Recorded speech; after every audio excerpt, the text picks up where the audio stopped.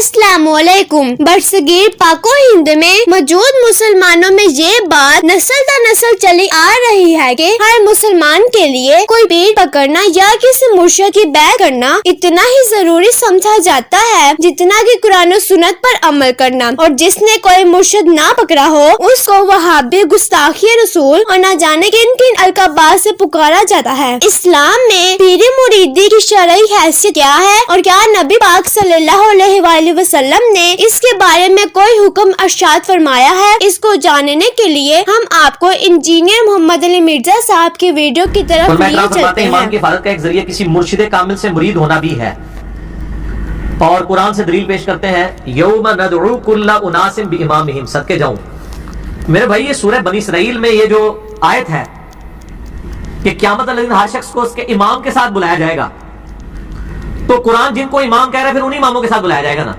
अगर आपके इमामों के और आपके बुजुर्ग बाबों के नाम कुरान में लिखे हुए हैं तो ये वो वाले इमाम होंगे, और अगर इस इमाम से वो वाले इमाम मुराद ले रहे जो कुरान ने खुद बताए हैं, केड़े लेने जे जे मुसलमान हो तो फिर वही लोग होंगे, जे कुछ और हो हिंदू सिख ईसाई तो फिर जो मर्जी लेने रहो।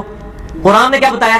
कुरान ने बता दिया कि हर शख्स को जो उसके इमाम के साथ बुलाया जाएगा वो इमाम कौन होगा। वो सूरह अन-निसा की आयत नंबर 41 में है, जिसके कॉन्टेक्स्ट में मेरा पूरा लेक्चर है, मसला नंबर 121। क़यामत वाले दिन बुजुर्ग खुद ही दुश्मन हो जाएंगे अपने फॉलोअर्स के। उसमें मैंने ये बताया कि आयत नंबर 41 जो है ना सूरह निसा की, उसमें आता है कि वो वक्त कैसा होगा कि ए नबी अलैहिस्सलाम, जब हम हर उम्मत में से एक गवाह को उठाएंगे और आपको गवाह उठाएंगे अपनी उम्मत के खिलाफ। हर उम्मत में से एक गवाह कौन होगा? उस नबी का, उस उम्मत का नबी, और आपको आपकी उम्मत के खिलाफ उठाएंगे लीडरशिप के तौर पे। बुखारी मुस्लिम में इस आयत के कॉन्टेक्स्ट में हदीस है कि अब्दुल्लाह इब्न मसूद रज़ियल्लाहु तआला अन्हु से नबी अलैहिस्सलाम ने फरमाया, अब्दुल्लाह कुरान सुनाओ। उसने कहा, या रसूलल्लाह कुरान तो आप पे नाजिल हुआ है, मैं सुनाऊं कुरान? आप फरमाया, अब्दुल्लाह मुझे दूसरों से सुन के लुत्फ आता है। तो अब्दुल्लाह इब्न मसूद कहते हैं मैंने सूरह निसा की तिलावत शुरू की, और तिलावत करते करते करते जब मैं इन आयत के ऊपर पहुंचा, सूरह निसा की आयत नंबर 41 के ऊपर, आप जरा इमेजिन करें ना, जिन हस्ती पे ये आयत नाजिल हुई है उनके लिए कितने बड़ा इम्तिहान है। उम्मत तो कह रही है कि जो कुछ भी है तेरे महबूब की उम्मत से है, और महबूब को इस एतबार से कितनी फिक्र है उम्मत की कि इनको पता नहीं है कि मैंने तो शिकायत लगानी पड़ जानी है। सूरतुल फुरकान की आयत नंबर 30 है, वक़ाल रसूलु या रब्बी इन्ना कौमी इत्तखज़ू हाज़ल कुरआन महजूरा। नबी अलैहिस्सलाम क़यामत वाले दिन शिकायत करेंगे, अल्लाह मेरी कौम, मेरी उम्मत ने कुरान को पीछे फेंक दिया था। और नबी अलैहिस्सलाम को इस बात की खुद टेंशन थी कि मुझे अपनी उम्मत के खिलाफ गवाही देनी पड़ेगी, लेकिन उम्मत कहती है अल्लाह जो कुछ भी है तेरे महबूब की उम्मत से तकी जाएगी, पता चल जाएगा, पता नहीं चलेगा, लग पता जाएगा। ये आयत सूरह निसा की आयत नंबर 41। अऊज़ु बिल्लाहि मिनश शैतानिर रजीम। फकैफा इज़ा जि'ना मिन कुल्ली उम्मतिन बिशहीद। वो कैसा वक्त होगा जब हम हर उम्मत में से एक गवाह को, एक इमाम को खड़ा करेंगे। वजि'ना बिका अला हाउलाई शहीदा।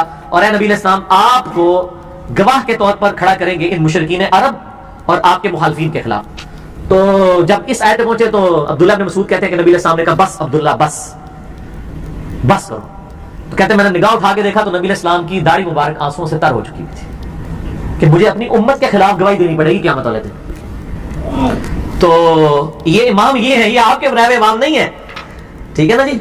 ये इमाम कुरान की टर्म में तो इमाम, लीडर, शहीद, ठीक है जी, दाई, ये सब टर्मिनोलॉजीज पैगंबरों के लिए। सूरह अज़-ज़ुमर के आखिरी रुकू में पढ़ के देखें ना, जब दोस्त की दोज़ख में जाएंगे ना तो फरिश्ता उनसे पूछेगा, और तुम्हारे अंदर कोई पैगंबर नहीं आया था डर सुनाने वाला, कोई रसूल? वो ये नहीं पूछेंगे कि कोई इमाम नहीं सीखी जिसकी तुझे तकलीफ कर लेते। फरिश्तों को तो पता ही नहीं है। ये उसी तरीके से जैसे सूरह यूनुस में है कि अल्लाह ताला फरमाता है कि तुम अल्लाह के मुकाबले पे वो हस्तियां गाड़ रहे हो जो अल्लाह के इल्म में नहीं है, जमीन और आसमान के अंदर। देखो किस नज़र तक जाके बात की है। अल्लाह फरमाता है मेरे इल्म में कोई ऐसी बात नहीं है। ये अल्लाह जब ये बात कर रहा है तो आप समझे कि ये 11,000 वोल्ट का झटका दिया जा रहा है अगले बंदे को कि अल्लाह तो बंदो केड़ी गल पे कर दो। अल्लाह कह रहा है मेरे इल्म में तो कोई ऐसी हस्ती नहीं जमीन और आसमान में जिसको मैंने अपना नायब बनाया हो। और इसी तरीके से होना है कि अल्लाह ने क्या इनको ये भी कहना है कि मेरे इल्म में तो कोई ऐसा इमाम नहीं था कि मैंने तो जो रसूलों को भेजा था इमाम बना के तुझे अपने बना ले सन। वो इमाम तो सारे, वो तो आपका इमाम मस्जिद भी इमाम है, वो तो सारे आइम्मा फिक़्ह के, हदीस के इमाम है। उनकी आप यानी तालीमात से फायदा उठाएंगे, ना कि ये कि आप उनको प्रॉफिट के दर्जे के ऊपर फाइज कर देंगे। सूरह अल अराफ की शुरू की आयत आप पढ़ के देखें, उसमें आपको मजीद क्लियर हो जाएगा। सूरह अल अराफ के बिल्कुल स्टार्ट के अंदर अल्लाह ताला ने इस हवाले से अंबिया का मनसब जो है ना वो बयान किया है। अऊज़ु बिल्लाहि मिनश शैतानिर रजीम, बिस्मिल्लाहिर रहमानिर रहीम। आयत नंबर 7 में वला नकुस्सन्ना अलैहिम बिइल्म, नहीं आयत नंबर 6, फलनसअलन्नल्लज़ीना उरसिला इलैहिम। हम जरूर पूछेंगे उन लोगों से जिनकी तरफ हमने रसूलों को भेजा कि भाई रसूलों ने पैगाम पहुंचाया कि नहीं। وَلَنَسْأَلَنَّ الْمُرْسَلِينَ، اور ہم رسولوں سے بھی پوچھیں گے بھئی تم نے پیغام میرا پہنچایا کہ نہیں. رسولوں کو بھی پوچھا جائے گا کہ آپ نے کام کیا ہے کہ نہیں، اور جن کی طرف آئے ان کو بھی پوچھا جائے گا کہ ہاں بھی رسول نے پیغام پہنچایا. اسی لیے تو بخاری مسلم کی حدیث ہے نا یوم النہر کا خطبہ، آپ علیہ السلام نے کیا کہا، اور میں نے لوگوں اللہ کا پیغام تم تک پہنچا دیا. صاحب نے کہا یا رسول اللہ پہنچا دیا. آپ نے 3 دفعہ اپنی شہادت کی انگلی آسمان کی طرف بلند کی، پھر ان کی طرف، اے اللہ گواہ رہنا، اے اللہ گواہ رہنا، اے اللہ گواہ رہنا. پھر آپ نے پھر فرمایا کہ اب یہ تمہاری ذمہ داری ہے کہ اس پیغام کو دوسرے لوگوں تک پہنچا دو. اور بس اوقات جس کو پیغام پہنچایا جاتا ہے وہ زیادہ یاد رکھنے والا ہوتا ہے بنسبت اس کے جو پہنچا رہا ہوتا ہے. یہ حدیث کا جب پورشن بیان کیا کرتے تھے نا محدثین، اور کہا کرتے تھے صدق رسول اللہ، رسول اللہ نے سچ کہا.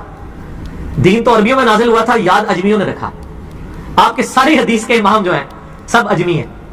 امام بخاری رشیا کے، امام مسلم ایران کے، امام ابو داؤد، امام ترمذی افغانستان کے. ترمذ آج بھی ہے، اور جب پاکستان نے نیٹو سپلائی لائن بند کر دی تھی تو ان دنوں وہ ترمذ شاید بڑا گونج رہا تھا کہ ترمذ کے ریلوے اسٹیشن پہ آیا کرے گا سامان.